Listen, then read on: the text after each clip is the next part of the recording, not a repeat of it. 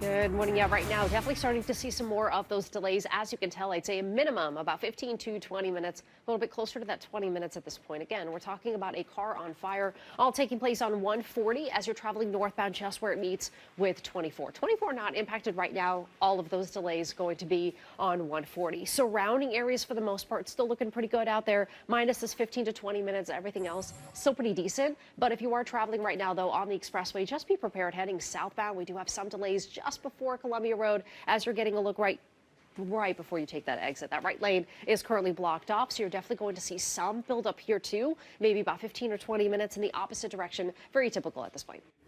On Polikseni. Good morning. Unfortunately, we are still dealing with a car on fire, so yes, we're definitely starting to see more of that build up. Last check, closing in at about 20 or 25 minutes. All taking place on 140 as you're traveling northbound just before you hop onto 24. So 24 itself, definitely not going to be feeling it. Thank goodness. As you can tell, we're not seeing any delays there, but 140 definitely going to be a lot more jam-packed. Surrounding areas, I will say, for the most part, still pretty good. 495 is cooperating. The expressway, though, slower, especially as you're traveling southbound, but there is a reason for it. We do have a crash this morning, as you can tell. This is going to be right before the exit to get to Columbia Road, so that right lane is closed off just in that area. 15 to 20 minutes probably because one lane is closed. If you're traveling in the opposite direction, kind of even and steady at this point, 15 to 20 minutes in most. Closing in at about 25, though. Traffic will be reduced to one lane in the Newton-Weston area, and officials are trying to get ahead of that trouble that it could bring, including first responders trying to get to the hospital.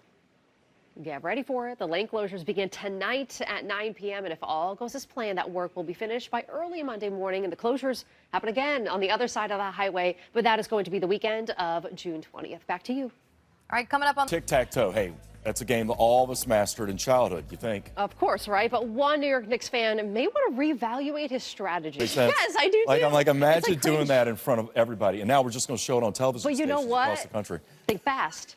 Think fast. Yeah. $1,000 on the line. Well, he was good. There you go. That's what happens. He's got to live with it now. Exactly. Well, next on the news station, Red Sox rookie Christian Campbell.